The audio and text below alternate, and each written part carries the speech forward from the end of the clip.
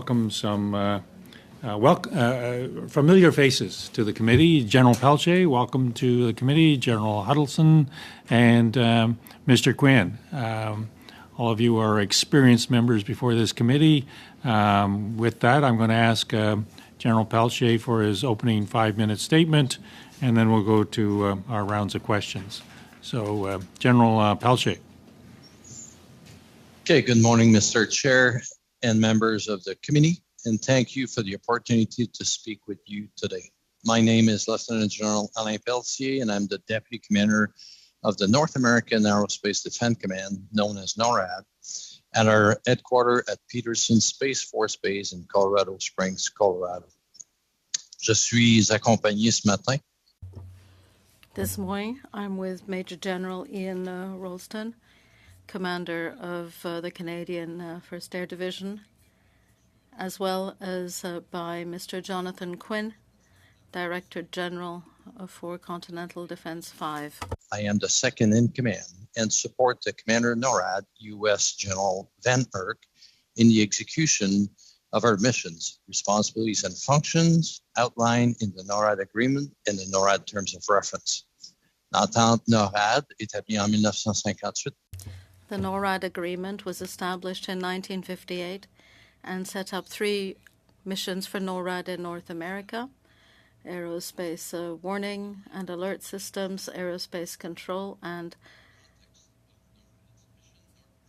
alerts at sea.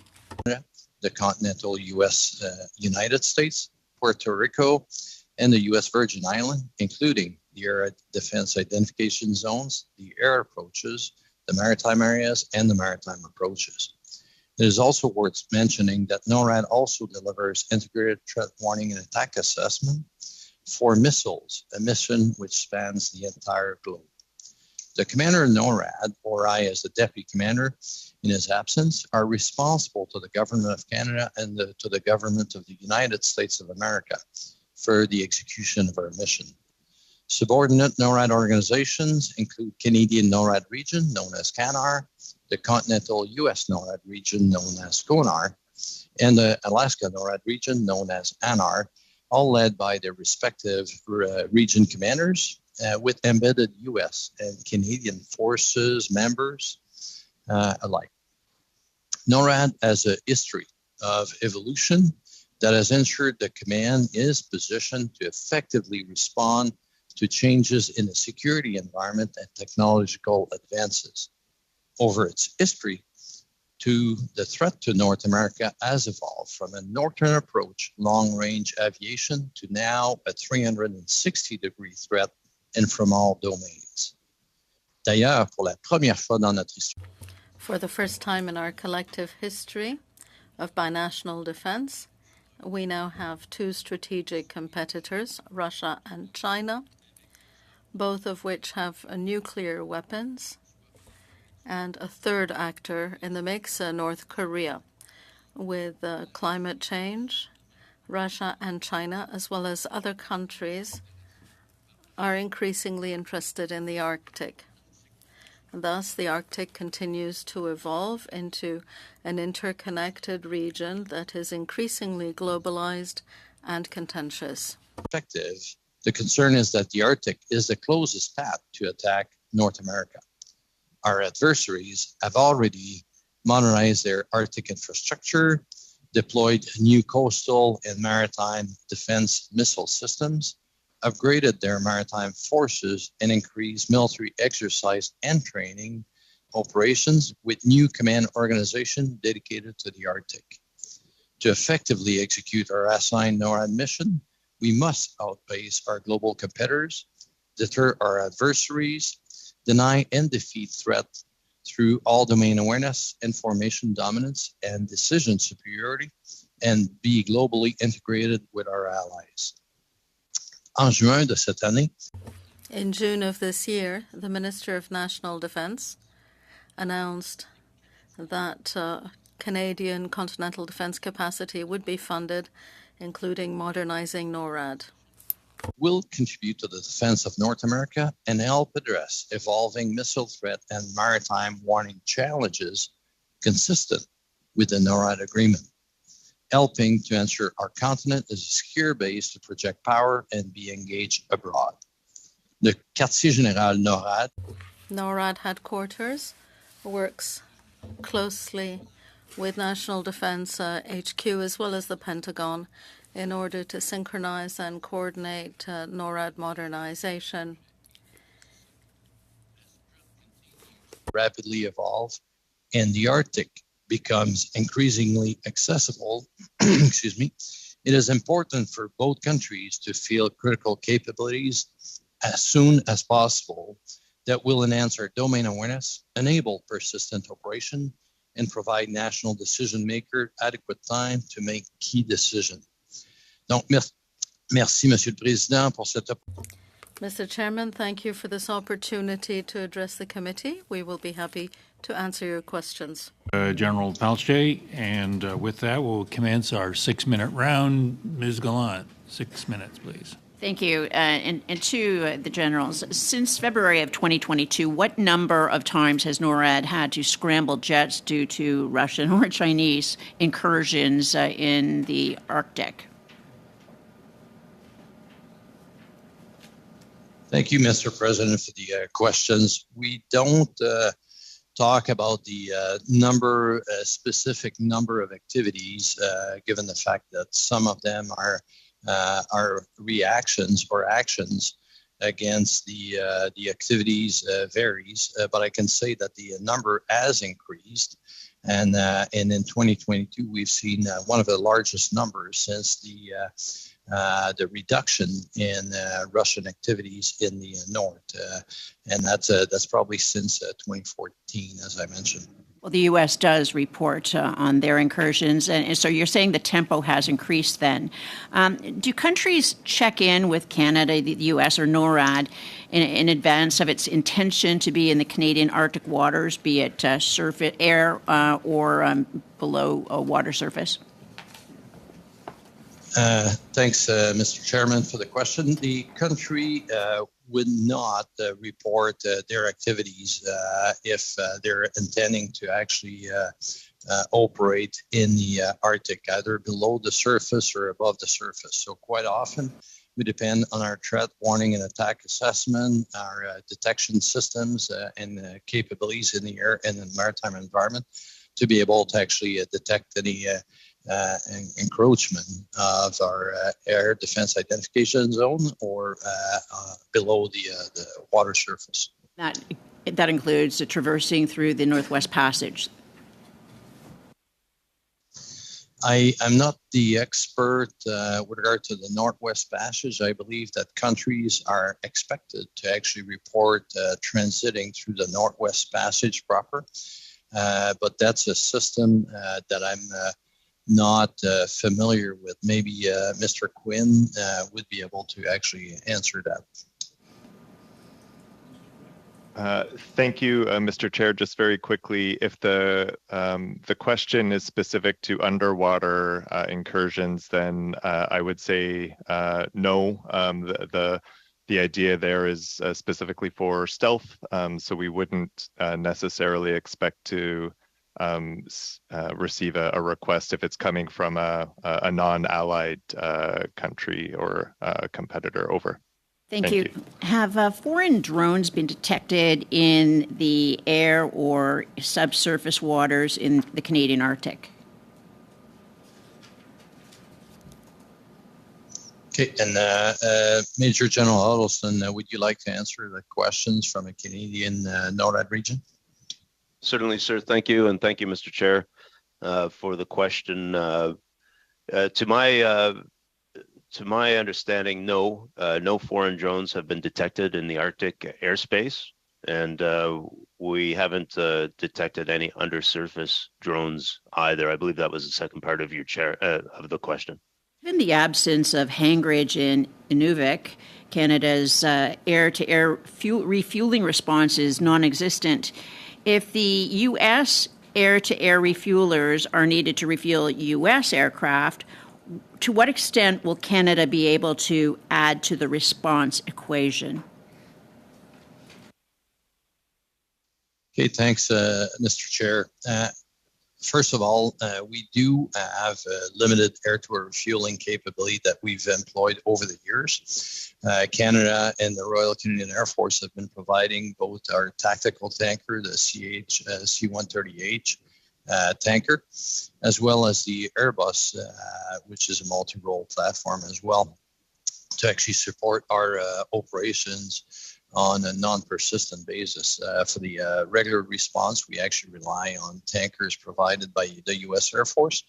However, I can tell you that as part of the NORAD modernization package approved in June of this year, there will be an enhancement to the strategic air-to-air refueling capabilities of the Royal Canadian Air Force that will enable greater participation and support of our activity, which is going to increase not only our response posture, but also increase our reach in the very wide area of the Canadian Arctic. When do you anticipate our North Warning System will be adequate to detect threats we see emanating from Russia, China, or North Korea?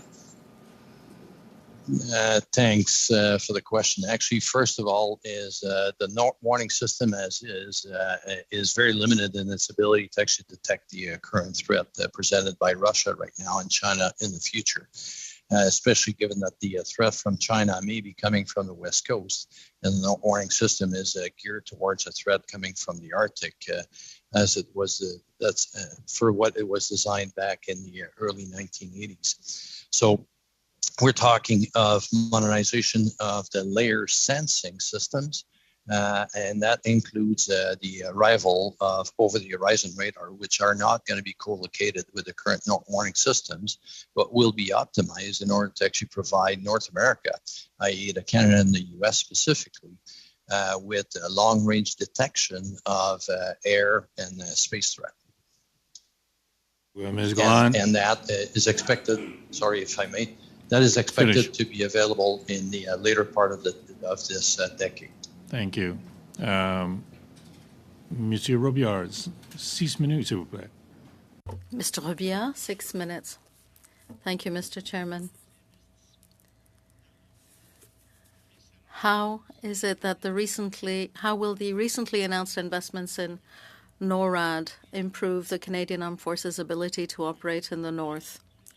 Can you provide us with more details on the kinds of investments planned for infrastructure and advanced operational sites? Thank you, Mr. Chairman. First of all, I will ask Mr. Quinn to begin the answer, after which I'll continue. John?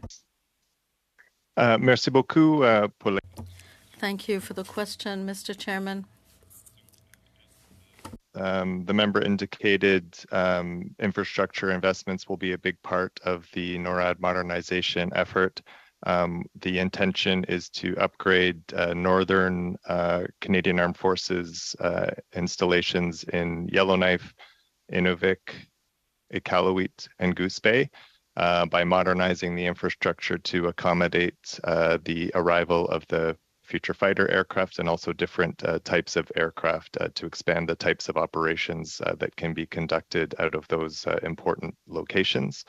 As well, further south, the NORAD modernization plan also includes new investments to enhance fighter aircraft infrastructure across the country, and also quick reaction and alert infrastructure and fighter training infrastructure as well. So lots of investments funded and underway, but it will be a long-term, multi-year effort to get all of those infrastructure investments implemented and the improvements on the ground. Thank you. Monsieur le Président, si je peux me permettre. If I may, Mr. Chairman, I'd like to add something to what Mr. Quinn said. The Trans-Horizon radar we talked about earlier will also be in place, which will provide for in-depth defense of the Arctic zone, as well as approaches at 10 and 2 o'clock.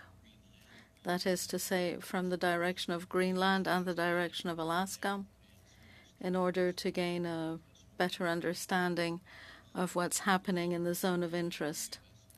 We will also see an improvement in command and control systems as well as in communication systems to provide for resilient operations of instruments and so that we can obtain better data. Tenu des dizaines de milliards. Given the tens of billions of dollars invested in modernizing NORAD, including significant investment in northern infrastructure, how will the government work with northern communities and indigenous communities to make sure that they benefit from these investments, benefit economically from these investments, and that they're included in the decision-making process? Merci encore pour la. Thank you again for the question. Mr. Chairman, I'll begin. And Lieutenant General Pelletier might wish to add something later. So we have conducted some initial consultations with Indigenous and Northern communities to get a better handle of community needs and to identify areas where national defense investments can assist and provide kind of dual use benefits for those communities. So I mentioned some of the specific infrastructure projects. As those projects move into the implementation phase and we start doing site assessments and that sort of thing, we'll continue those consultations and move into much more in-depth targeted interactions with local communities, again, to maximize opportunities for mutual benefit. As we all know, northern communities have many of the same challenges that the Canadian Armed Forces have in operating or in kind of existing in those high latitudes. So certainly lots of opportunities from an infrastructure perspective, technology perspective, and so on. I would mention as well that as we look at fielding capability, much in the same way as with the recently signed contract for the sustainment and maintenance of the current North Warning System, there will be lots of opportunities for Indigenous companies and communities to benefit economically as well. That maintenance contract was given to an Inuit-owned organization, and certainly we envision more opportunities along those lines as we move forward with the NORAD modernization plan. I'm not sure if General Pelletier may have something more to add. Thank you. Just 2 points à rajouter. 2 points to add to what Mr. Quinn said. Consultations are important. As NORAD evolves, we will need to ensure that our activities now and in the future are complementary for each of the communities involved. That's important to us because as we move forward and use our facilities more frequently, we don't want to encroach on local communities and on what they need to survive the winter. This is not unique to NORAD's Canada region. Alaska has its own. The interpreters are having extreme difficulties with your system, General Pelletier, and I know generals hate to delegate, but insofar as you are able, could you delegate to General Huddleston or Mr. Quinn, and then I will not receive the wrathful interpretation on the other line. So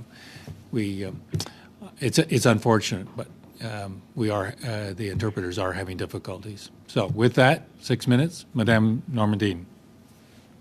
Merci beaucoup. Thank you, gentlemen, for being here today. Much appreciated. My first question is not operational, and I'll take the chance you don't have the answer. Regarding both material and financial investment Do we know what this amounts to as a percentage of Canada's GDP, and what the U.S. investments represent as a percentage of the U.S. GDP? John, can you answer? Merci beaucoup pour la question, Monsieur. Thank you for the question, Mr. Chairman. Unfortunately, I do not have those figures at the moment.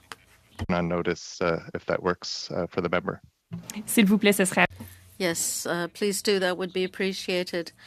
My second question I put 2 weeks ago. If a missile were to head towards Canadian territory, and I don't need a response pursuant to Article 5 of the Washington Treaty. Does the U.S. in such a case have an obligation to intercept and destroy a missile that's headed towards Canada? Alors, je vais prendre cette question-là, Monsieur le Président. I will answer that question. The U.S. does not have that obligation. The interpreter regrets, but the sound is not sufficiently intelligible. Missile anti-ballistic. I apologize, General Pelche, but the interpreters have just informed us that the sound that is coming is not intelligible to them. I'm not quite sure how you're going to continue to participate if in fact, the sound is not intelligible. Are either of the other two witnesses able to answer the question? Mais je peux essayer. I can try, Mr. Chairman. Though it's only General Pelletier who can really answer this. As he said, the U.S. does not have an obligation to defend us in that fashion. But we always cooperate with them in the areas of surveillance and alerts for this kind of attack. Together, we do our best to defend us against attacks of that kind. Thank you. Much appreciated. General Pelche, I've stopped the clock, by the way. General Pelche is an extremely important witness to us, and this is just a darn shame that we're losing him for this meeting. I wonder whether there's a workaround. Is there a possibility that you could dial in on a cell phone, and we could hear you that way? Before I suggest that, I just want to make sure that it's doable. Is it doable? De ce que je comprends, Monsieur le Président. From what I understand, Mr. Chairman, that is a risk to interpreters' health. There was an incident in the Senate where an interpreter had to be taken away in an ambulance. A cell phone, as opposed to, still not going to work? No, the wired connection is the only. Like if he has an Ethernet cable, that's the only solution. Okay, well, I'm sorry about this, General Pelche. It is what it is. I'll continue on with our time. So you have about 3 minutes, Madame Normandie. Merci beaucoup. Thank you. I'd like to hear you on broadening coverage by NORAD. We know that this is in the area of aerospace surveillance as well as some maritime surveillance. Some experts have suggested broadening this to land as well as cybernetics. Does broadening it that way, would that be part of NORAD's mandate, or should this be managed by other authorities? Merci pour la Thank you for the question. Mr. Chairman, I'll begin. question, and it was one of the first questions, in fact, that we tackled in collaboration with the U.S. As we got the NORAD modernization effort up and running, which was to define exactly what we meant by NORAD modernization. So based on mutual agreement between Canada and the US, we agreed that there was sufficient work to do to enhance NORAD's capabilities to fulfill its current mandate of aerospace warning and control and maritime warning, and not to even kind of look at expanding the mandate of NORAD at this time until we finish this round of NORAD modernization. And in fact, no commitment was made to look at it in the future. I would also just add that there are other mechanisms of bilateral collaboration between Canada and the US. We have what's called the Tri-Command arrangement between the Canadian Joint Operations Command, NORAD, and the US, where there's a venue to collaborate on land operations and also through other mechanisms on cyber defense as well. So above and beyond NORAD, lots of opportunities for collaboration. Thank you, Mr. Chair. Merci beaucoup. Thank you very much. At the beginning of NORAD's mission, they were surveilling long-haul aircraft. Now we are looking at hypersonic missiles for which reaction time is only a few minutes. Might we get to a point, or is there a risk that we'll get to the point where the necessity or to detect and destroy missiles will be moot because we won't actually have time to do any of it? Are we going to have to change our strategy for outside threats completely because of that? I can potentially replace General Pelletier on this question, but our focus, Mr. Chair, thank you for the question. Our focus is on integrated deterrence, and General Van Herk has described that as getting left of launch. So before the competitor chooses to fire a modern hypersonic missile at Canada or at North America, we will have proven or demonstrated to them that the cost of doing so will be too high. And the way that we can achieve that is by improving our domain awareness, information dominance, and decision superiority, and also engaging our other government departments, those here in Canada and in the US, to show a united front in terms of integrated deterrence. You're correct that hypersonic missiles provide us with a significant challenge, but many of the capabilities that we're investing in with NORAD modernization will work away at that problem, and we're dedicated to doing so. Okay, we're going to have to leave it there, Madame Normandin. It's been suggested to me, General Pelletier, that if you turn your camera off, we might get a better reception. Not that we don't want to see you, but whatever works. So, Madame Matheson, 6 minutes, and hopefully it'll work. Okay. Thank you, Mr. Chair. You mentioned, the witnesses had mentioned before, and I believe it was General Pelletier, so we'll see how this goes, in terms of, in response to a question on infrastructure, on the investments in the North, there's a bit of a concern that... and I understand the difficulty in terms of defense coming in and needing to put in what they need, but that the needs of people on the ground will be an afterthought. So we heard last week testimony from Dr. Lockenbauer talking about smart defense investments and expanding on that, how we do things and how we've done things in the past, doing things very differently. So if you could expand on those ideas on how we're specifically dealing with some of the lack of infrastructure in terms of roads, the internet, access to clean drinking water, housing, and how we're ensuring that we're doing things differently so that it's not so top down.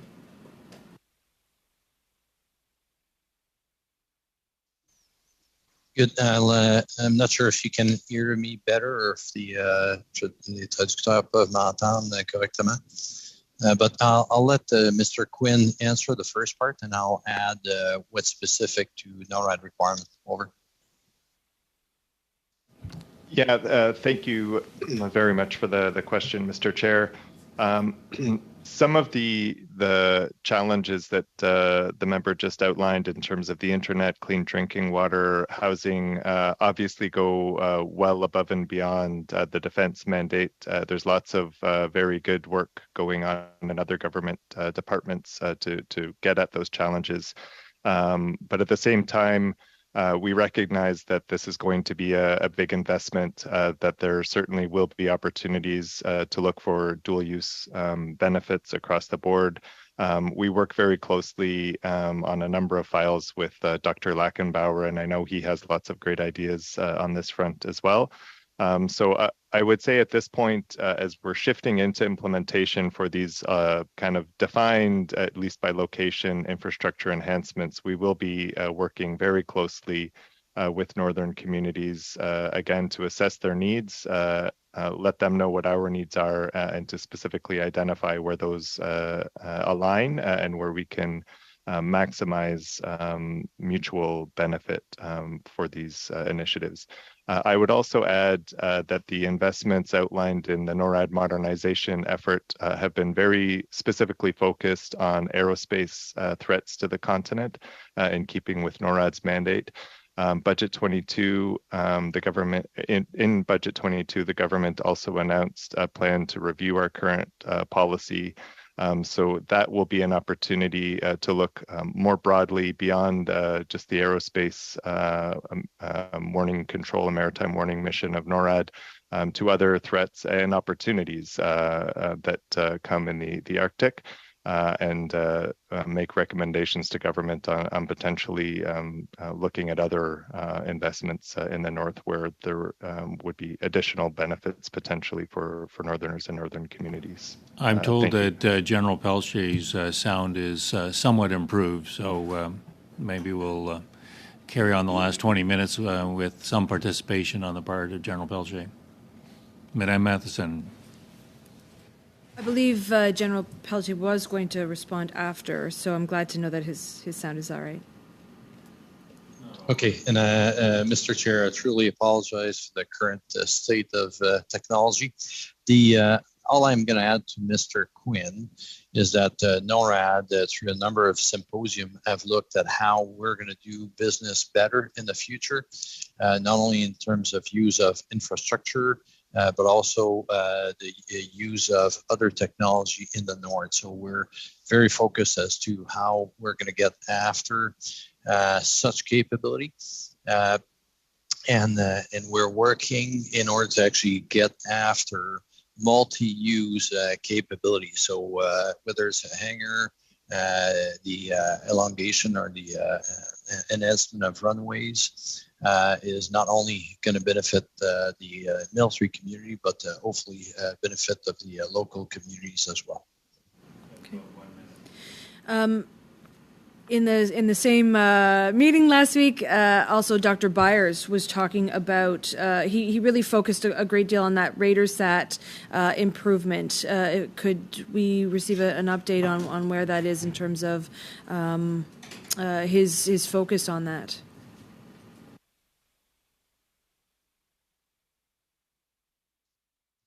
Thank you very much for the question, Mr. Chair. I think I'll start, and I'm not sure if Generals Pelchat or Huddleston will have anything to add.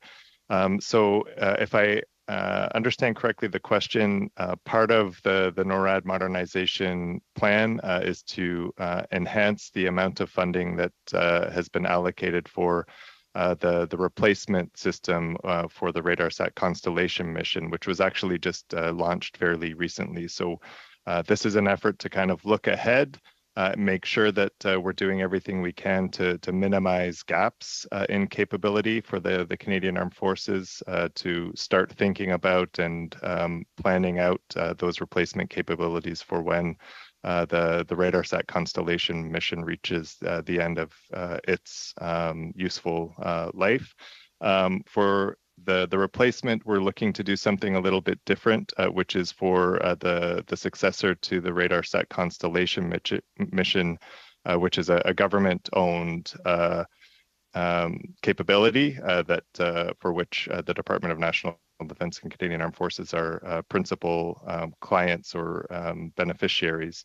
For the replacement, it would be a DND CAF owned asset, and this is to make up for the increased demand that we have for Earth-based observation, not only for the Arctic, but also for other missions around the world, and also to account for security requirements as well, and the necessity for DND CAF to have the ability to share information at higher classification levels than is necessary for other government departments. We're going to have to leave Ms. Masson's question there. Colleagues, we've got 20 minutes and 25 minutes worth of questions.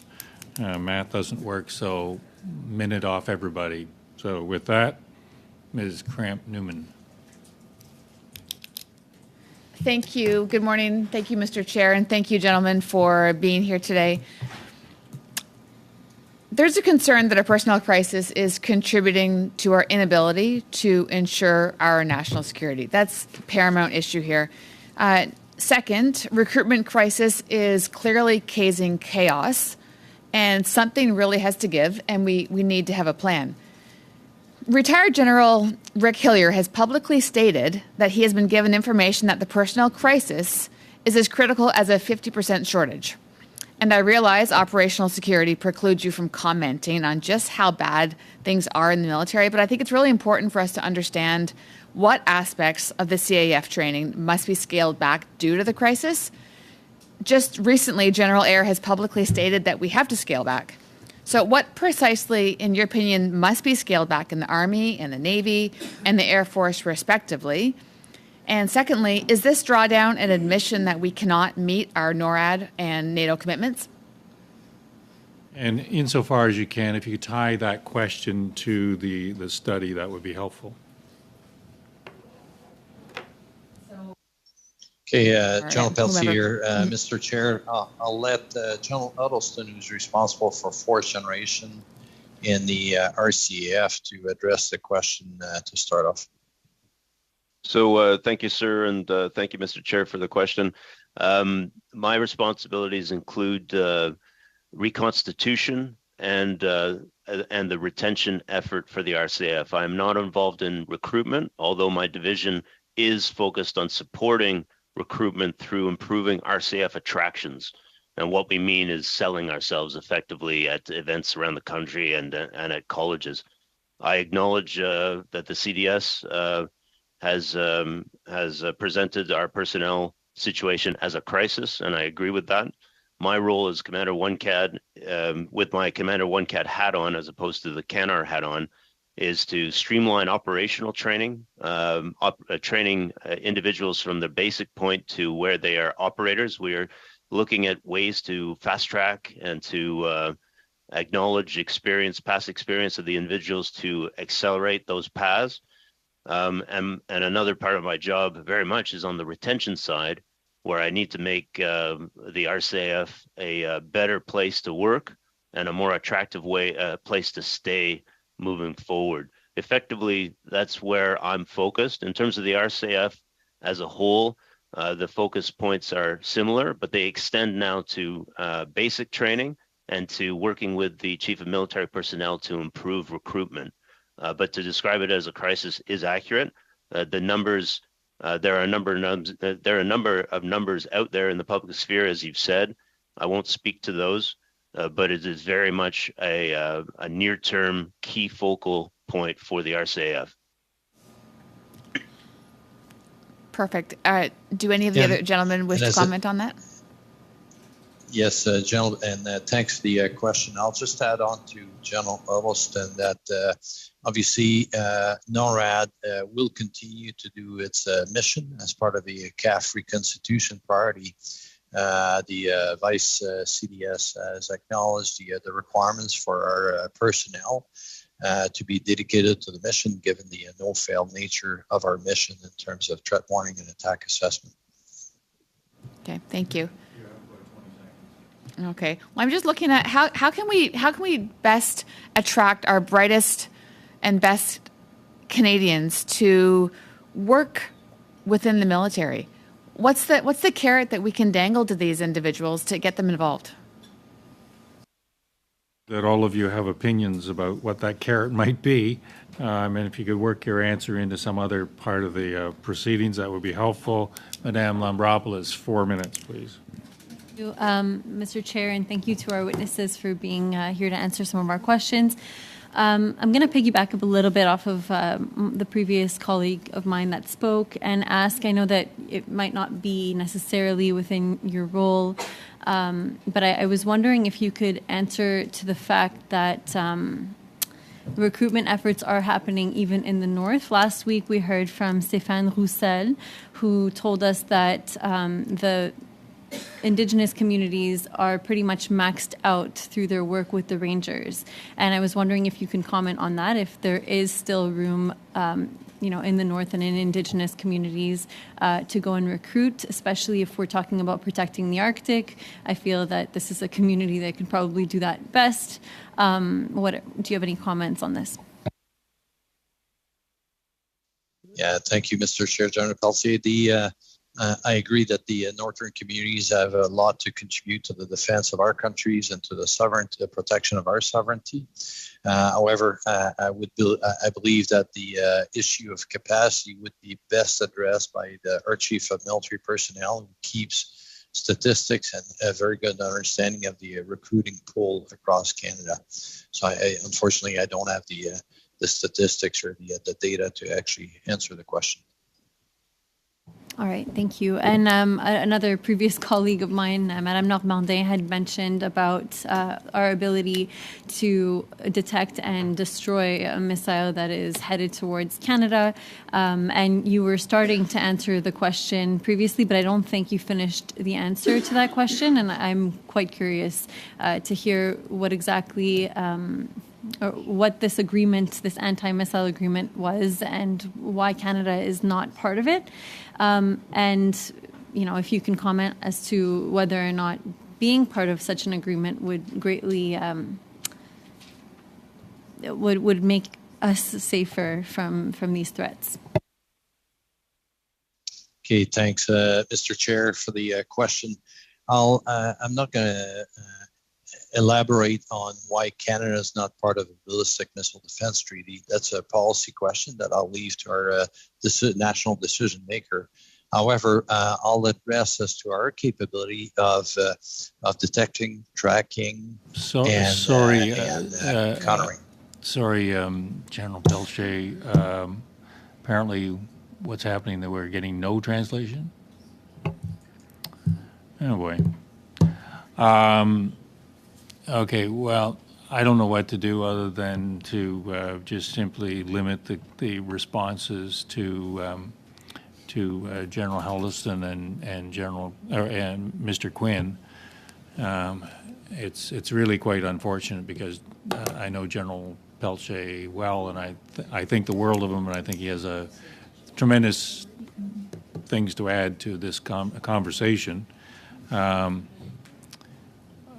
So, do you want me, should I be arbitrary here, colleagues, and just simply say we'll have to invite General Pelletier back at another time? Am I? Is he retiring or anything? No, as far as I know, not. Are you retiring, General Pelletier? So nope, I'm still in the system. Yeah, as far as you know, you haven't been invited to retire. Well, that's good. We're ahead of the game here. So I'm going to, unfortunately, ask the other two to respond to the questions. And again, I feel badly that we're not going to be the benefit of General Pelletier's thoughts and wisdom here. So let me turn to either Mr. Quinn or General Huddleston to respond to Ms. Lambropoulos. Thank you, Mr. Chair. There's some feedback. Thank you, Mr. Chair. I can attempt to follow up on what General Pelletier was saying. We are challenged in our ability to detect and track the most modern missile systems or weapon systems that the Russians and the Chinese both possess. But part of NORAD modernization is to get after some of that problem, both in the detect and the defeat areas of our business. Fine. Okay. Okay. With that, a minute, Madame Normandine. Merci. Rapidement, je voudrais. Thank you. Very quickly, I'd like to come back to Ms. Kramp-Neumann's questions. I'd like to hear you on the sectors that are most affected by labor shortages at NORAD. Is it infrastructure maintenance, surveillance, air capacity? What is the most vulnerable area? Merci, Monsieur. Thank you. Thank you, Mr. Chairman. Thank you for the question. In my view, both infrastructure and personnel needed for the capacity we need, aeronautics technicians in particular. We also have weaknesses in our surveillance teams, but we're working. As I said, we are working on strengthening those teams through technological methods, as well as improvements in training.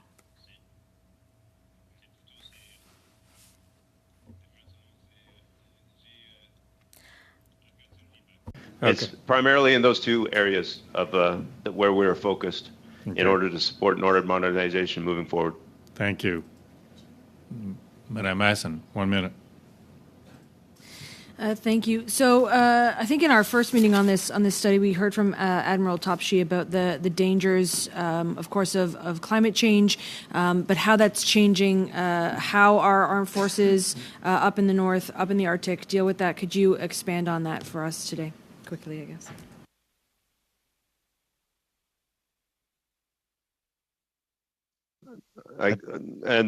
Mr. Chair, I believe that question is for the military side of the House.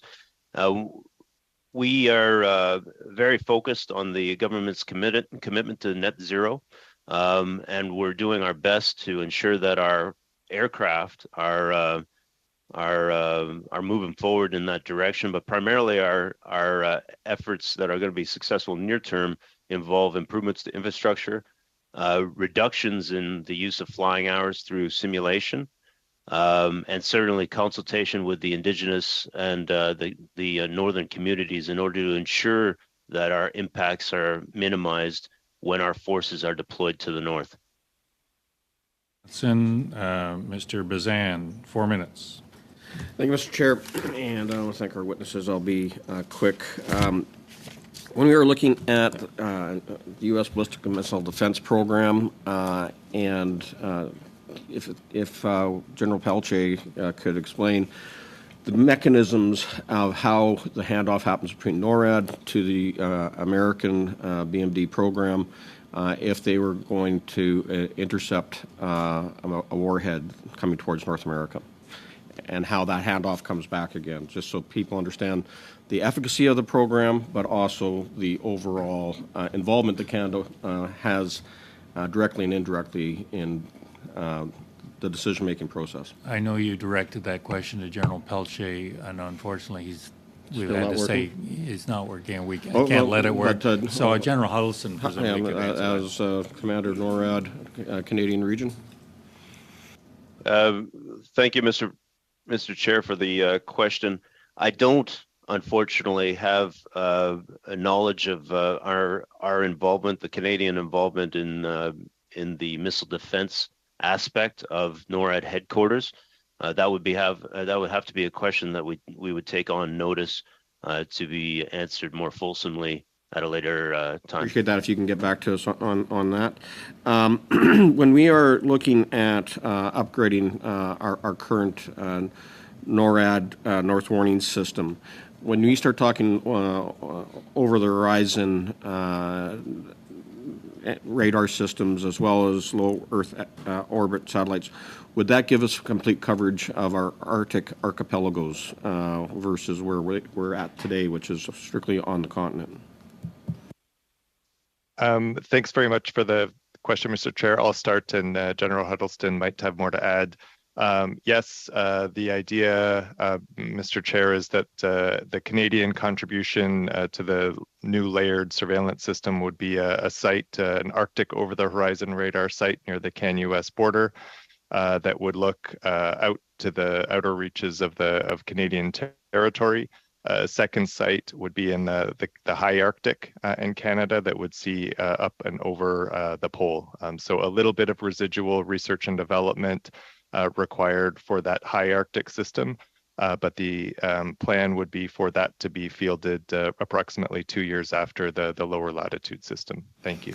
Okay, so when we're looking at timeline, then you're saying 2 years after the fact, is the Canadian industry involved, and as the developer, or are we talking American? And then, what is the timeline here to get this whole system up and running? Thanks again for the question, Mr. Chair. Early stages of implementation at this point, but as I think General Pelletier said in an earlier answer, for that initial Arctic over-the-horizon radar system, we're looking to have that up and running towards the end of the 2020s. How about, is NORAD also looking at more into the space domain as well, making use of satellites, expanding the radar sat constellation in particular? Thank you again for the question, Mr. Chair.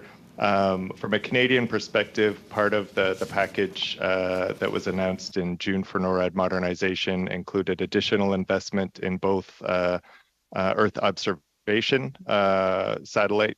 So that was the follow-on to the RadarSat constellation mission that I mentioned previously, and also additional funding to get the secure satellite communications above 65 degrees north up and running. So both of those will be important Canadian contributions to not specifically NORAD space capabilities, but will certainly be used, and NORAD will benefit from those investments. Thank you, Mr. Bazan. Mr. Fisher, the final 4 minutes. Thank you very much, Mr. Chair, and thank you, gentlemen, for being here.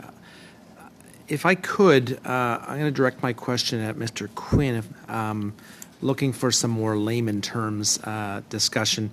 We talked about the Future Fighter Capability Project, and with other questioners, most notably Mr. Robillard, we talked about NORAD modernization. I'm interested in how the two, NORAD modernization and the Future Fighter Capability Project, will work together to improve our ability to patrol Canada's aerospace. And I just thought, Mr. Quinn, you had said some things about this before that seemed like it was at a level that I could easily understand, and I'd appreciate that. Okay, thanks very much, Mr. Chair. Again, I'll start and invite General Huddleston to chip in as well. So in terms of the interaction between the Future Fighter and some of the investments as part of the NORAD modernization package, I mentioned new investments in infrastructure. So that will make sure that both in southern Canada, but also in the NORAD forward operating locations, that the infrastructure is appropriate and well set up for those really advanced capabilities of the Future Fighter aircraft. As well, a big part of the NORAD modernization effort is to enhance command and control systems. So we have a huge amount of data already coming in from various sensors. As we modernize those surveillance systems, there will be even more data. So we will use new technology like artificial intelligence, secure cloud computing, machine learning, to ingest all of that information that's coming from those sensors, analyze it, and kind of spit it out in an easily understandable kind of decision quality information for operators, and we'll have the ability to communicate that not only to operators in headquarters, but also pilots that are flying the Future Fighter, to make sure that they have that decision quality information at the ready as well. And this is the last thing I'll mention as one of the other initiatives of the NORAD modernization effort, is to procure new air-to-air missiles, both short and long range, essentially acquiring more of those so that we have sufficient stocks. but also a new longer range variant of air-to-air missiles that will be used in the future fighter aircraft. And this will help account for the fact that our adversaries can launch missiles that can threaten Canada from further away. So between that enhanced northern infrastructure, so you can pre-position fighters further out to the Canadian outer reaches, and plus those longer range missiles, the package will make us much more capable. And I'm not sure, General Huddleston, or if there's time to add anything else to that. Thank you, Mr. Chair. You have about a minute. Thank you, Mr. Quinn. You've covered it all very well. The fighters and the supporting structure for the fighters are our defeat mechanism. So they're meant to engage the threats that we see, but they also will contribute significantly to the domain awareness, the surveillance of the space when they're airborne. But NORAD defense of this continent is very much a layered effort. So we've talked about satellites, we've talked about communication and surveillance, we've talked about radars, and now we're talking about the fighters. The way they mesh together is important in order to bring all of those capabilities together to achieve the priorities and of General Van Herk, and to give us the detect and defeat capabilities, particularly that we're short on currently. Thank you, That Mr. was Fisher. really helpful. Thank you, gentlemen. Yes. Thank you, Mr. Chair. Thank you, Mr. Quinn, for making the answers easily understandable to Mr. Fisher. With that, I have to suspend. I do hope, gentlemen, that the technology that we are purchasing at multiple billions of dollars works a bit better than the technology that poor General Pelche has been subject to for the past hour. With that, it's good to see both Mr. Quinn and General Pelche again.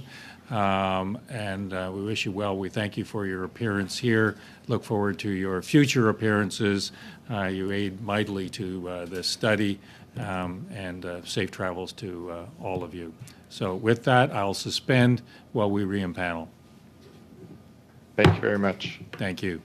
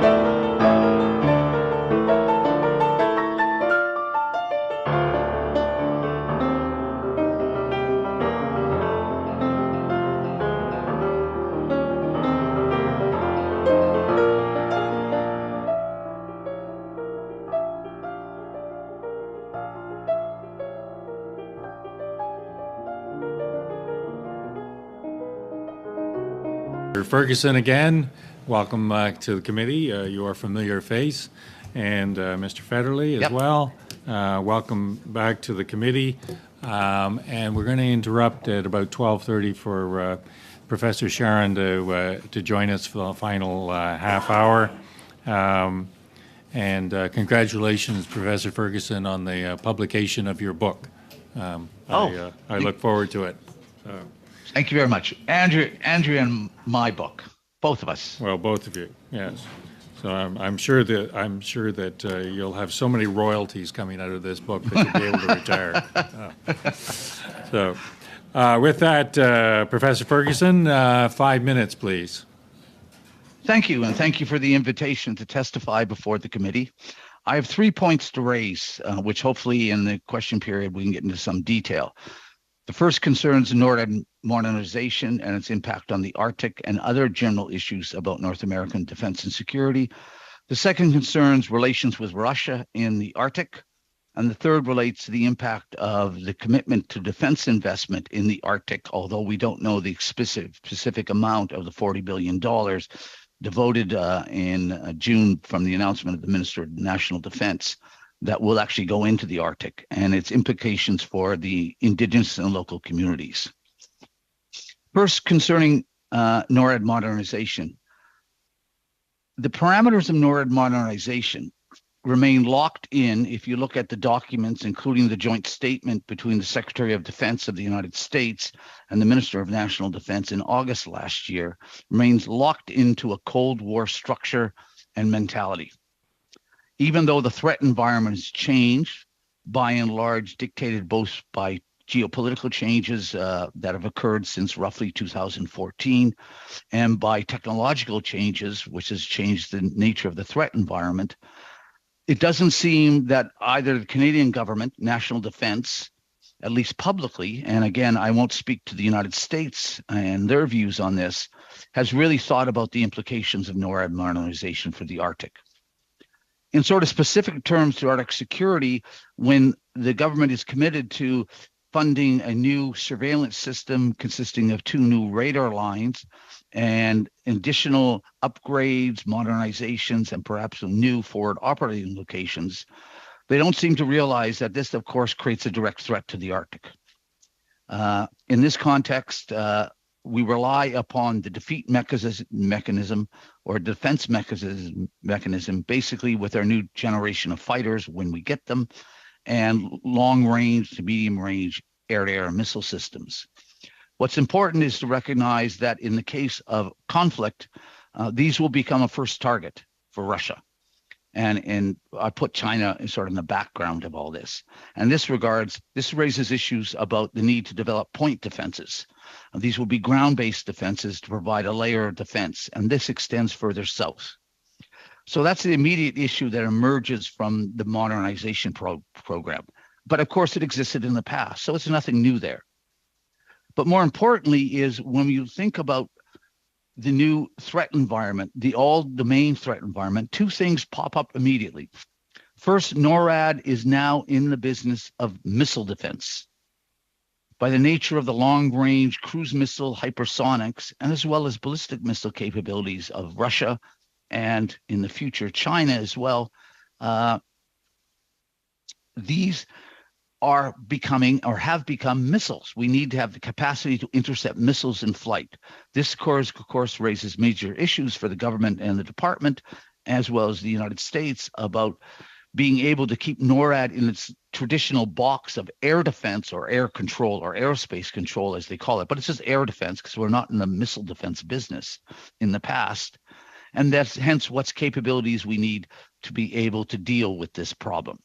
So that's the first thing that merges, that this raises major issues which the government and the department need to start to thinking about. And I'm sure they're thinking about it. But of course, this has implications for longstanding Canadian policy on ballistic missile defense. The second element of this is that it's an all-domain environment. It's an all-domain defense environment. So we talk about, of course, surveillance being all domain, land, air, space, maritime being integrated together on the surveillance side of the equation. But this also needs to be then integrated in terms of the defeat or defense side of the equation for an effective deterrent by denial. In that regard, this raises questions about the current structure or the mission suite of NORAD, which is largely aerospace, which is air defense, and whether this needs to expand the NORAD mission suite and to in fact move towards the development of a true integrated North American Defense Command. The second reason related to this, of course, is command and control issues. That's a central part of NORAD missions, NORAD modernization, and in so doing, you have an issue about the current command structure, which is NORAD headquarters and the regional commands, and whether that's an efficient and effective way to undertake this. So these are all changes that are going to fall out, or what I like to call the elephant in the room. And the third raises the issue of the Eastern approaches to North America. This raises questions about NORAD as a binational arrangement and the issues of Greenland, which means, of course, Denmark. And then, of course, on the sideline of this is Iceland, and how they may essentially need to be brought into the NORAD arrangement. And in so doing, this raises questions about NATO and NATO's involvement in the Arctic, which traditionally in Canadian policy has been to keep NATO out of the Arctic. So those are the first set, NORAD modernization. The second is relations with Russia.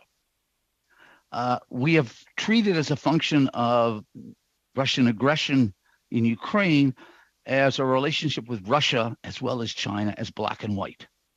That is, they are our enemies, as the chief of the defense staff said about a week ago in a testimony to another committee. I think it was the Committee on Public Safety. But we live in a world of great power politics, great power relations. And it's important to remember that in great power politics, the United States leading the West, Russia and China. Professor, and I would add Professor India. Ferguson, unfortunately, you're a bit over your time. Already? Already, okay. yes. I know. Okay. I know it comes as a great shock to a professor that they're off. Yeah, I know. That's okay. I can talk about these things later on. Okay. Dr. Federley, 5 minutes, please. Thank you.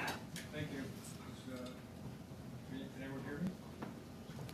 Yeah, the mic will go on automatically. Okay, it's on. Thank you for the opportunity to speak on the subject of Arctic security.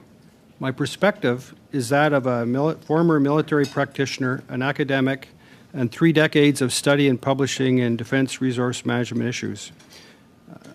To give you a context of my background, I retired from the military in 2017 as the RCF controller and business planner. My focus today is on climate change and the impact on defense infrastructure in northern Canada. The 2021 NATO Climate Change and Security Plan defined climate change as a threat multiplier to NATO members. In the time allocated, I'm going to initially discuss the effect of increasing temperatures in the north and the impact on defense, and then conclude by outlining the climate change risks to defense infrastructure. The availability of infrastructure in the north is the first and foremost important factor necessary to enable the Canadian Armed Forces and the Department of National Defence to operate effectively in the north throughout the year. In recent years, climate change has been a lived reality for citizens living in the northern Canada in recent years. The recently released Canadian Climate Institute report entitled Facing the Costs of Climate Change for Northern Infrastructure stated upfront that northern Canada faces a double threat of already inadequate infrastructure in a rapidly warming climate. Canada has a long-standing infrastructure deficit, and this is particularly acute in the north.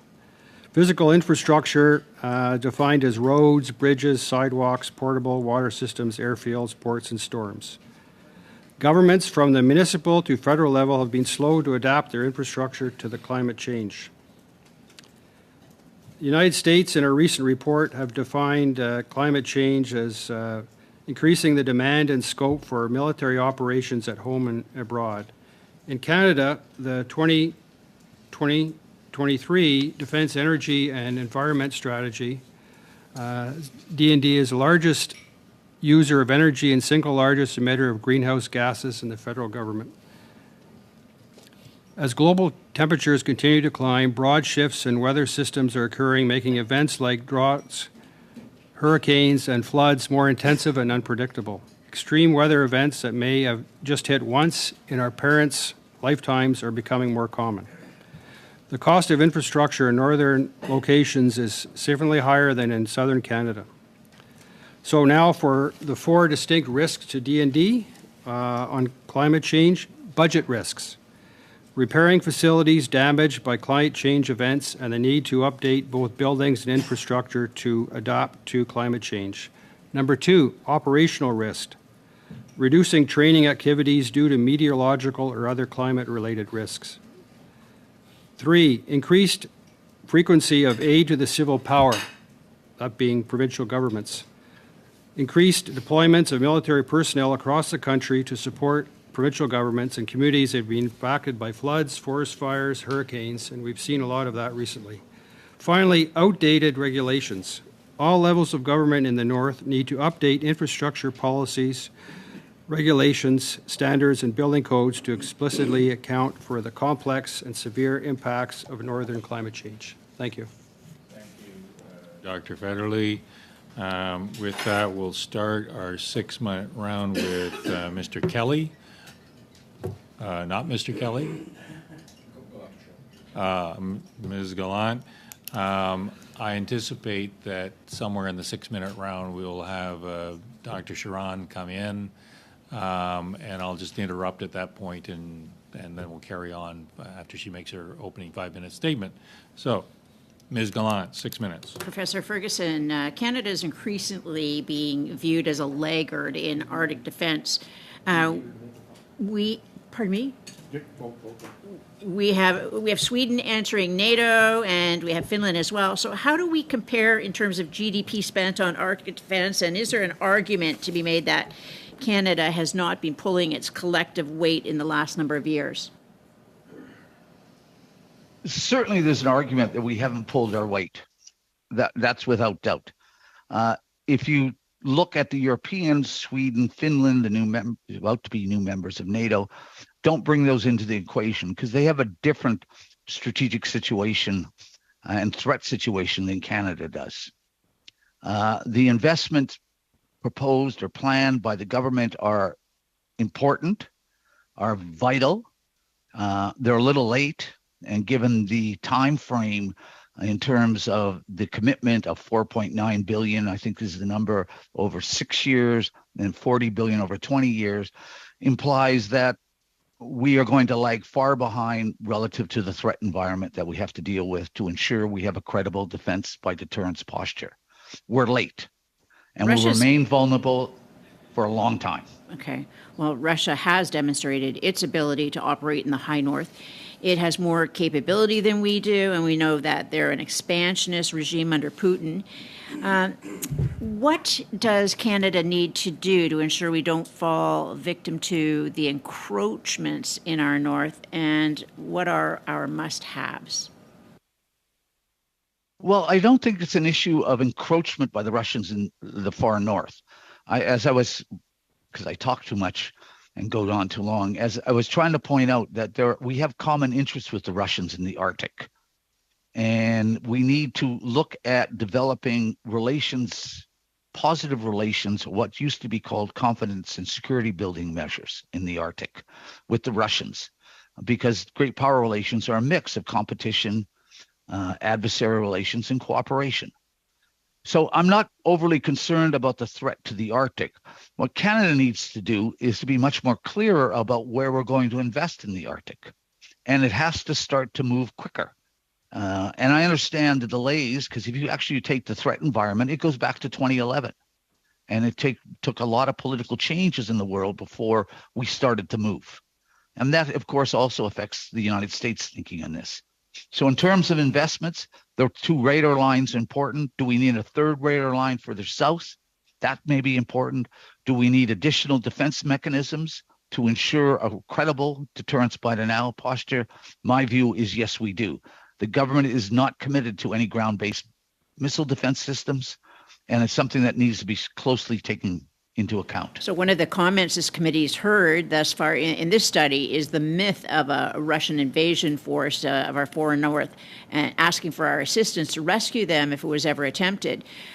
With the advent of the hypersonic glide vehicles capable of reaching Canada or the United States in minutes, we understand that in a war with advanced technologies, not traditional expeditionary forces, can Canada ever hope to neutralize these threats with our own technology, or must we be fully integrated with the United States, where the American all-domain threat sensors that integrate with multi-level missile defense systems have at their core? The answer is simple. We have to be integrated with the United States. We do not have the capacity nor the will to invest the dollars needed to develop our own, on the basis of research and development capabilities, to deal with, particularly with hypersonic threats. And it's unclear, at least for the moment, because details are sparse, and I understand why, for security reasons, whether the over-horizon systems will be able to deal with the hypersonic problem. So we need to integrate. The United States is integrating air and missile defenses. We need to follow suit. The issue becomes what aspects in terms of economic benefits and the involvement of Canadian companies and relative to the Canadian economy can be integrated in this, given that we are already integrated in the defense industrial sector. So in terms of government investments in the basics of upgrading NORAD, how far behind are we, and how far forward would we be today had we begun to make these investments, these very serious investments, in 2016? It's very difficult to know. One of the major issues with regards to over the pole or over the horizon polar radar system they're talking about is dealing with atmospheric interference, the aurora borealis, to be blunt. The government did invest and gave a contract to Raytheon Canada to look at over horizon, but I don't know the results of that development and test procedure. But it's certainly something that needs to be moved forward. As I said, if you really go back to 2011, that was the date when this should have started to move forward. But we've been delayed and delayed and delayed. 2017 identified NORAD modernization. No funding was provided. And there's a lot of reasons behind that. But yes, we lag behind, and we will stay behind for a long period of time. Thank you, Ms. Gallant. Mr. May, 6 minutes. Thank you, Mr. Chair. Thank you, both of you, for being here today. I'm going to ask my first question, and both of you, I'd like to get a response from both of you, if that's possible. Starting with Professor Ferguson. How can the federal government better work with our northern and Indigenous communities to advance Arctic security? The answer, in my view, is more than consultation. The answer, in my view, as I was going to say in my opening remarks, but I went too long, is that the impact of defense investment in NORAD modernization relative to the Arctic, which we don't know what specific portion that is because it's a lot of things, will have significant impacts. It will be transformative in the Arctic. What does this mean for the Indigenous communities? That's an important issue because when we think about security, we think about defense security of the nation and North America in cooperation with the United States. But those very developments can undermine security in the Indigenous and local communities. You're going to invest lots of money, jobs, training. Is this sustainable over the long period of time? How it will impact Indigenous culture? And the government is structured on a functional basis, so defense will do defense, transport will do defense, health will do health, all related to the Arctic. You have a lot of departments and agencies.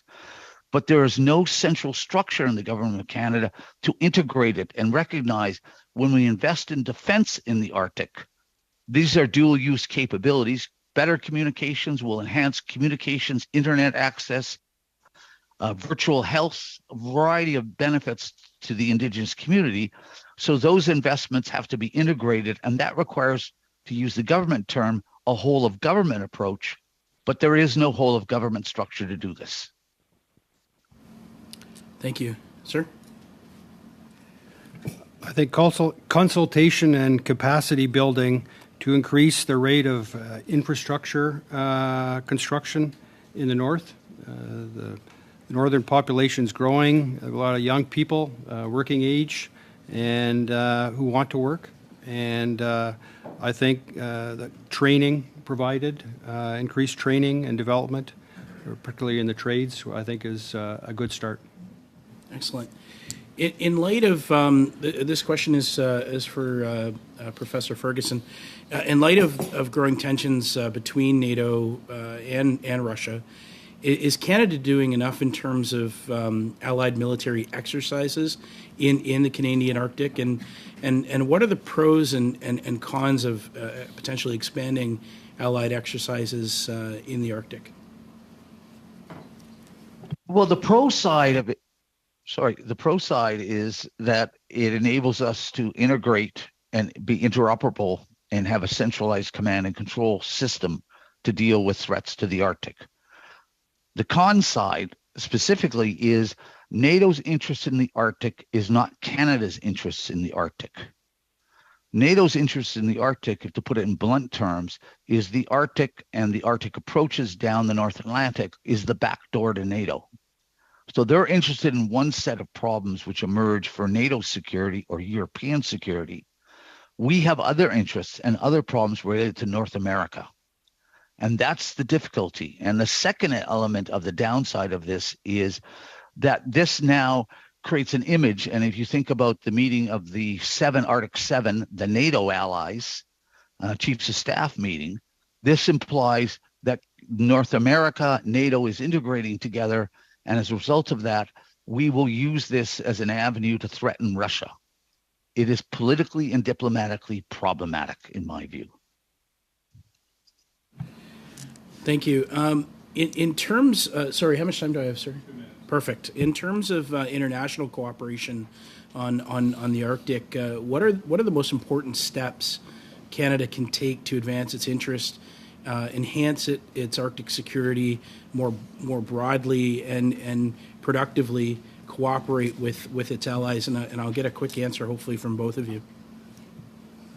The simple answer is my mind is restore the Arctic Council to deal with the non-military side of it, and to begin lower level discussions with Russian military officials, because that's the key issue here, to avoid miscommunication, misunderstanding, which can lead to an accidental warfare in the Arctic. Canada and Russia have common interests to keep the Arctic isolated. And if we can do that through what's known in the past as confidence and security building measures at a military to military level, that will facilitate a more secure Arctic, in my view. Doesn't mean we're justifying the Russian invasion of Ukraine at all. That's a different set of issues. Professor, he's left you about 30 seconds, sorry. China is building icebreakers. China is looking at the north for resource extraction, from fishing to minerals under the at the seabed. So I think that is something that is more of a long-term threat to Canada and North America than the Russians are at the present. Thank you, Mr. May. Madame Mormandine, 6 minutes, please. Thank you, and thank you to both witnesses. My first question would be for Professor Ferguson. In the preceding panel, Major General Huddleston stated that what would be important in future is the dissuasive effect. Is there a problem? It is on. This is the English channel. This is the English channel. Settings there to get the English translation. You see English, French, original. Yeah. Oh. Yeah. Okay, I think I have it. Okay, just back up and see whether he's got it. Right. I'll put my question again. In the preceding panel, Major General Huddleston said that in future what would be important in NORAD would be its dissuasive capacity, because missiles would be ever faster and our ability to intercept and destroy would become more limited. But I would like to know, at present, what is the perception of our potential adversaries about NORAD's capacity? Does NORAD look good? Are we able to have a dissuasive effect? Or, well, is NORAD taken seriously by our current adversaries? I think NORAD is taken seriously, and I can't speak to the perception of the Russians, but if I look at the world, the answer is we're not very persuasive at all. We don't have the capacity with the current system, the North Warning System, to track cruise missiles. We have a limited capacity with our F-18s and our future F-35s, assuming we buy them, with look-down radar capabilities to be able to track them and intercept them. But that's a limited capability. We don't have the capacity to track hypersonic vehicles. So the answer is that we are vulnerable, and the Russians, in terms of thinking about those vulnerabilities, have one big calculation in the back of their mind. And this goes back to the Cold War stance of deterrence in North America relative to the Soviet threat, etc. And that is, can the Russians be sure that if any sort of military use using conventional weapons will not be met with nuclear retaliation? Because at the backbone of North American defense and security is the nuclear retaliatory capability of the United States. So that is sort of the, what would I call it? The ace in the hand, which partially mitigates the concerns of the conventional threat of the missile world, hypersonics and cruise missiles. But how credible that is another important question. And for NORAD, thinking right now, it's not very credible. Merci beaucoup. Réponse. Thank you very much. That's a very detailed and appreciated response.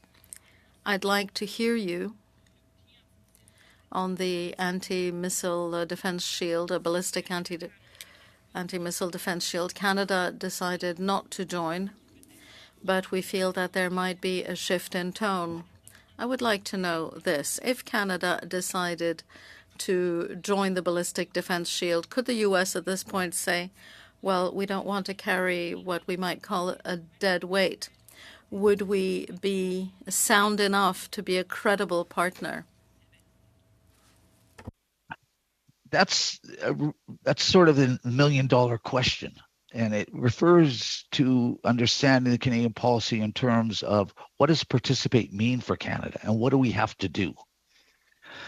Generally, in the environment where the United States today is integrating air and missile defense, which includes against air-breathing bombers and fighter bombers, cruise missiles, hypersonics, and then integrated with ballistic missile defense into one, in this current threat environment, which is technologically based, Canadian territory starts to become very important. If the United States, for example, proceeds with their third missile defense site in upstate New York, which hasn't proceeded yet, the value of Canadian territory in terms of tracking battle damage assessment radars goes up significantly.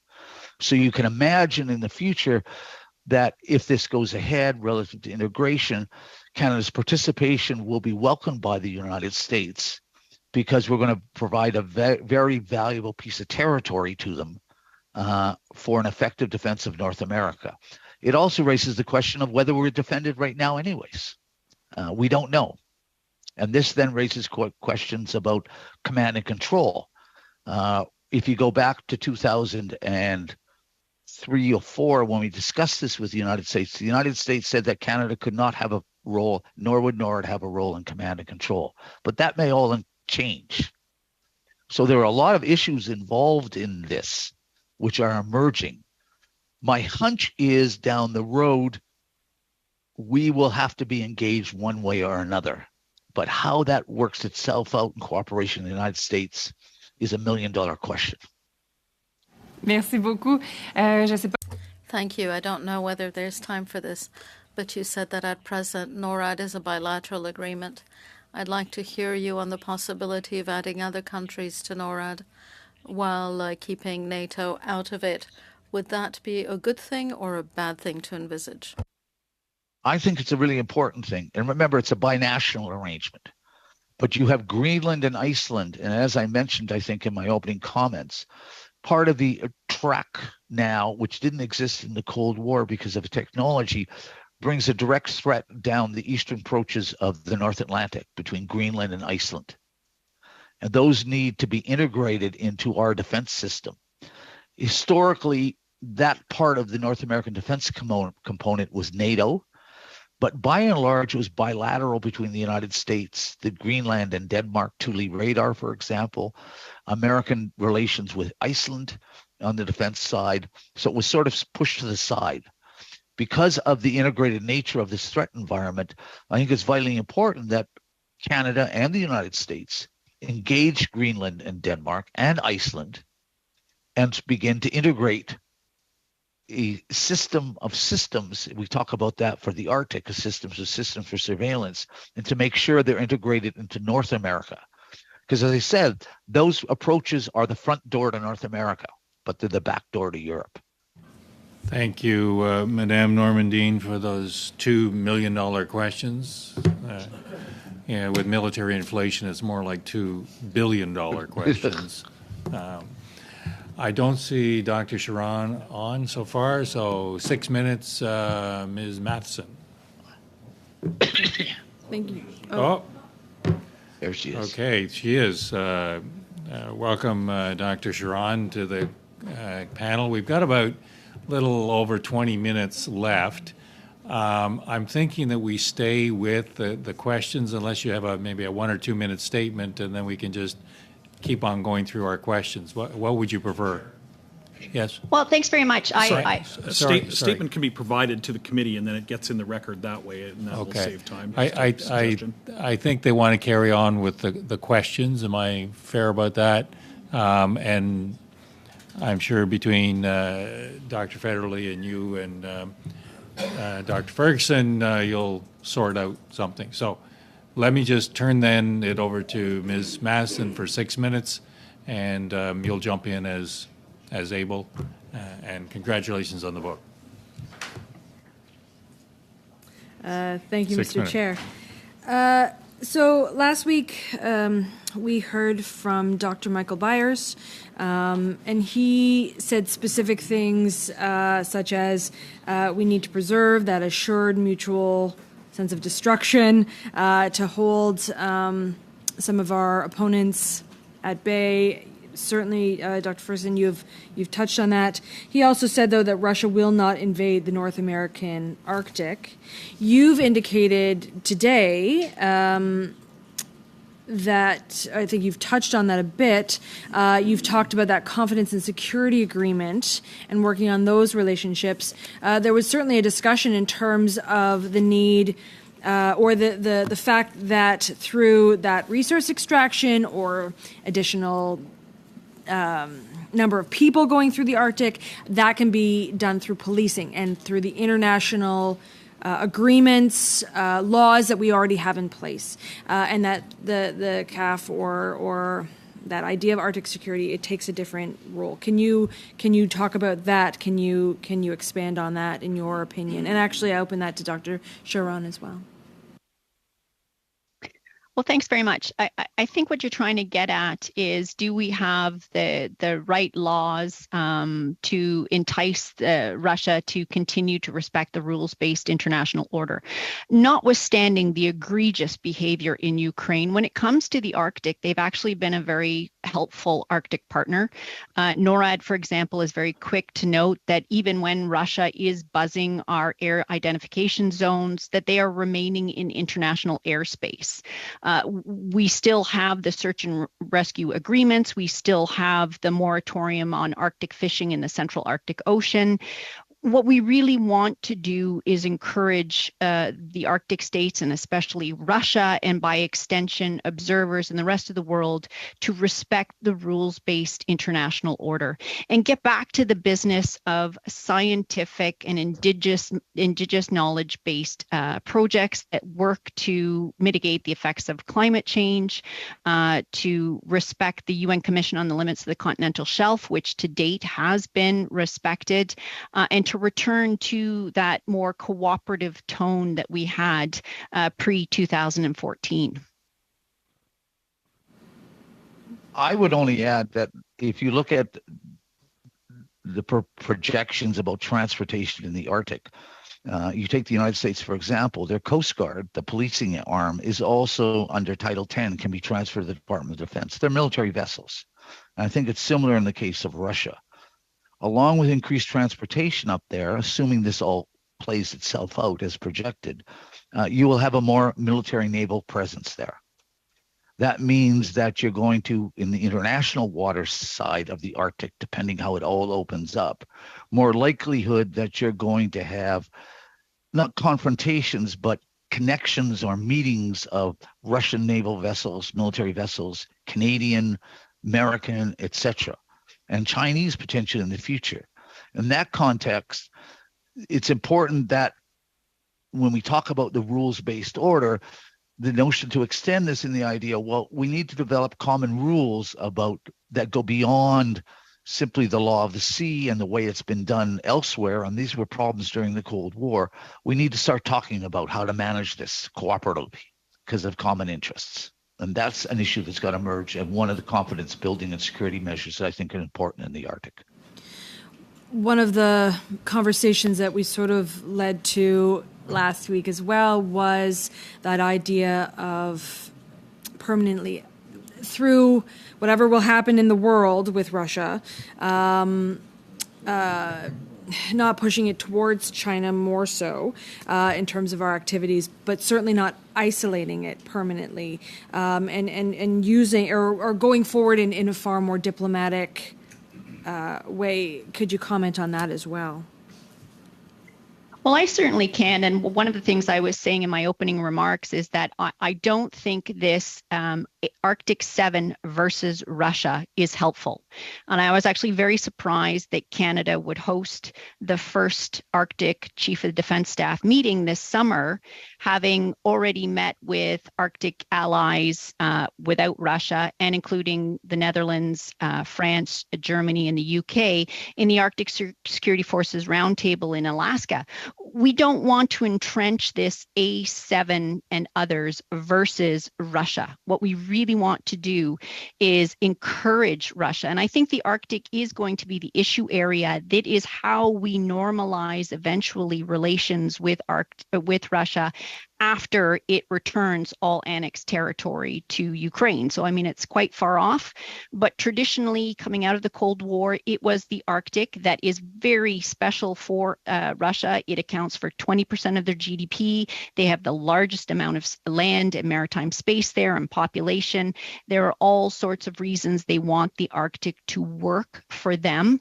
And so we have to find other avenues for the Arctic 7 to discuss Arctic issues without making it into an Arctic 7 club, and work with the permanent participants. Let's not forget that we promised them that we would consult them, and time again, we make decisions without them. It's going to be the scientists and the permanent participants who are going to be the leads in normalizing relations and encouraging Russia to return to what has been a more cooperative space. The math doesn't work, folks. So we're down to 3 minutes for each. 3-3, 1-1, 3-3, and one of who, Ms. Cramp-Newman. Thank you, Mr. Chair. We've heard today and throughout the entire study so far is that we're vulnerable and that we have limited capabilities in the north.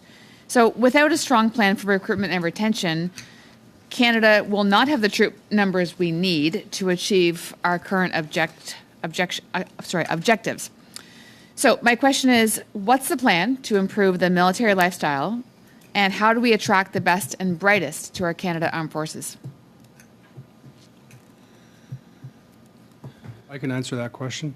Thank you. I teach regularly at the Royal Military College of Canada distance learning program, an excellent program, and particularly at the undergraduate level.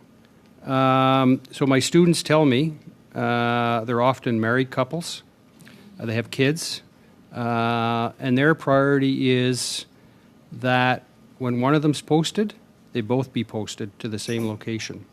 That's extremely important to them. And to the extent that, you know, they could both leave the military if they're separated, that's important to them. So to the extent that career managers in the system can move people from one place to another, makes a big difference. So I think that will really be a significant issue if that can really be put in force. I would only add a few things. First, and I'm not meaning to be flippant, but hope the economy goes down and the labor market shrinks dramatically. That's always a correlation to increasing recruitment in the forces. And I'm not trying to be flippant, as I said, but there are things that national defense in a more focused and sophisticated recruitment and retention program that they can do. But you have to remember today, and this is the real sort of the elephant in the room on this side, is that the shift from a labor-intensive armed force to a technology-intensive armed force means that the forces are competing with high-tech, high-educated private companies and the public service as well. What will entice them to go into the forces when they're going to make a lot more money and the life's a lot better, let's be honest, in the private sector? That's an Achilles heel, and I don't know, sometimes there's not, this is what I should say public administration calls a wicked problem. But one of the things that the forces have to start to realize, and this is not new to me, I will refer back to Doug Bland's work long ago. The forces have a mentality that you enter when you're 18, 19, get trained, educated, and that's your life career. In the world we live in now, life careers no longer are attractive. 5-10 years, I can get these skills, I can do this, and then I'm going to transition into the private sector. I'm going to have to finish you Shut me up. further. Yeah. I doubt that any political party is going to take on your suggestion of contracting the economy. Madam Labropoulos, I think it's... No, Mr. Robillard, 3 minutes, please. Merci, Monsieur le Président. Thank you. Mr. Chairman, with regard to international cooperation in the Arctic, what are the most important measures that Canada can take to move its interests forward, enhance Arctic security more generally, and cooperate productively with its allies?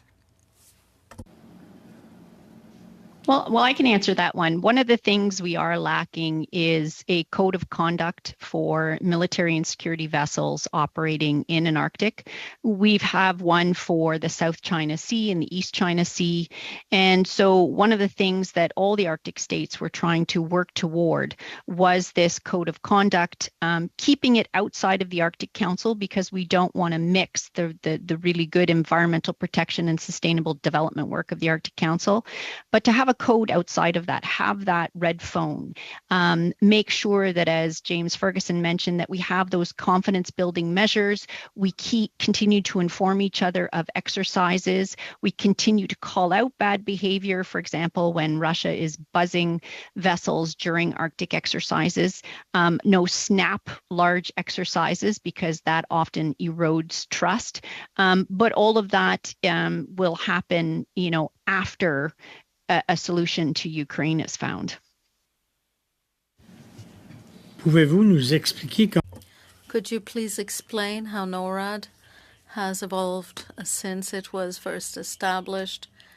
And please talk about some of the bilateral challenges the U.S. and Canada have had to face. How do you envisage NORAD's future, and what measures should Canada take to adapt?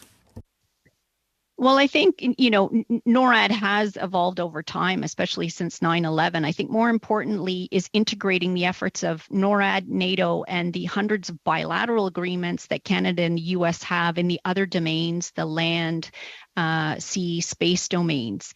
That's where we need to see more momentum, more movement, and so that we're not dealing just with domain-specific plans. I'd also like to see us start exercising not just in a NORAD context, not just in a NATO context, not just in a land context, but really doing those strategic exercises that involves all domains and more than just one alliance at a time, and more than one event going on at the time, because realistically, that's what we're going to have to prepare for. It's going to be a climate change event. An adversary takes advantage of that. The lack of resilience on the ground. It's going to be all of those factors that we need to exercise, but that's expensive. Thank you, Mr. Robillard. Madame Normandin, 1 minute. Ms. Normandin, 1 minute. Thank you, Professor Charon. In the brief that you sent in spring, you were talking about reviewing the NORAD command structure. What is one thing you would like to see changed? For example, if we were to review NORAD's architecture, as it were. Thank you very much. I don't know that it's necessarily a change because I don't want us to make precipitous decisions. I do think that with this move towards all domain command and control, it's going to mean that, first of all, our air operations centers need to be larger, need to be able to physically receive the sorts of amounts of different data that we're going to have. So there was talk of a combined forces air component commander. We seem to have walked that back, but the idea is that the NORAD commander can't be bogged down in the day-to-day workings of NORAD, that we leave that individual to think strategically about protecting North America. But I'd also like to see between the three NORAD regions, we tend to operate only within that region. Our adversaries don't assume that we are going to stay in those boxes, so we need to integrate more within the NORAD regions themselves as well. We'll have to leave that there. 1 minute. Ms. Madison. 1 minute. The Biden administration has recently changed a bit in terms of where it was going on the nuclear posture review, certainly in terms of what it's sending out in terms of bombers to Australia. How does that change considering Canada's positioning, considering we are so integrated? So I think we don't want to try and be all things to all people. We have now made North American continental defense the priority. We cannot deviate from that because, quite frankly, we can't manage very much more. And I'm really concerned we're having a NORAD moment and that we will start to turn our attention to other events and once again leave North America vulnerable. We have this one chance to get it done. We need to make sure that we do that and it stays in perpetuity. It doesn't become the nice to have, the we'll try and do it, every other weekend. This is the number one priority, the defense of Canada and North America. Roseanne, 3 minutes. Chair, and I want to thank our panelists for being here. I want questions to Professor Ferguson, Professor Charon. I want to challenge your assumptions that Russia is going to be a reliable partner in the Arctic. Based upon their behavior, not just in Ukraine, but leading up to Ukraine, that they continue to open up military bases and expand them in their Arctic. How do we, because of Russia's behavior, we now have an expansion of NATO, which they, of course, oppose. So I hope that Russia is defeated and all territory in Ukraine is returned, including Crimea. The question becomes, how do you bridge that gap when essentially they're going to be in quite a foul mood, I would think, for a long time, based upon a defeat in Ukraine, and blame Canada and all the rest of our NATO allies who have contributed assets and funding to enable Ukraine to be as effective as it is. Wouldn't the Arctic become part of the neighborhood that they might see weakness, and shouldn't we be investing even more aggressively in our Arctic capabilities? Well, yes and no. I mean, what we're seeing from Russia so far is they are not being more aggressive in the Arctic. With the cold response exercise that NATO had in May, Russia was very careful about its behavior around that. And it's still the fact that the Arctic is, from an economic perspective, very important to Russia. We have examples in history where we have taken aggressors and taken them out of the international community, and they have risen up to be more of a problem. I mean, this was Germany after World War I. We also have examples like France after the Napoleonic War, where we encouraged them to, again, be part of this thing we called the Concert of Europe, and they rose to the occasion. So we always have to be vigilant. We have to watch Russia. But if we ourselves are not opening opportunities for them to become a good international community member, then we reap what we sow. I'll be very brief. And do I have time or no? Seconds. Hello? 30 seconds. Now 25. I basically agree with my colleague Andrea. The outcome of the Russia-Ukrainian war remains to be seen. But we tend to forget we have this very benign view of ourselves, and we discount Russian and Chinese views of us. But if you look at American military capabilities, you look at American strategy, global strike, and you cannot discount the likely perception in Moscow that they aren't the threat in the Arctic. We are the threat in the Arctic because of the capacity to strike at these vital assets and resources. So we need to think in interactive terms, and that, of course, can be a spiral up to true conflict, which the Arctic will be engaged in. So I think this is a problem. I'm not suggesting that I justify the Russian aggression against Ukraine. I'm not at all. I'm deeply opposed to it. Okay. But there's other issues involved. Thank you, Dr. Ferguson. Mr. Bazan, 3 minutes. Madame Lambropoulos. Thank you, Mr. Chair, and thank you to both of our witnesses. All three of our witnesses. I guess my question will center around the potential risk of Finland and Sweden joining NATO in terms of Arctic security. Do you think that this may, of course, shift the focus of Russia potentially to obviously those countries as it has threatened to do in the past? And do you believe that NATO's more involved role at that point in the north would change the way of security for Canada in terms of how NATO protects Canada in this area as well? So on the first one, no, I think that's a red herring. Russia will certainly make hay over the fact that Sweden and Finland may join NATO in the future. It's not a fait accompli. But Finland and Sweden have always been a part of every NATO Arctic exercise. When we had the Arctic Council, we had the Arctic 5, which were 4 NATO countries plus Russia. We would simply be expanding it to 7 NATO countries plus Russia. So no, Sweden and Finland have always been part of the Arctic and worked well with the Arctic countries, but also have a very keen understanding of Russia as well. And they are not about to jeopardize that by being overly provocative either. On your next question, sorry, I've drawn a blank. Can you just quickly remind me? I think it was pretty much one question, but it was about how involved NATO would be in Canada's Arctic if this addition were to be made to NATO.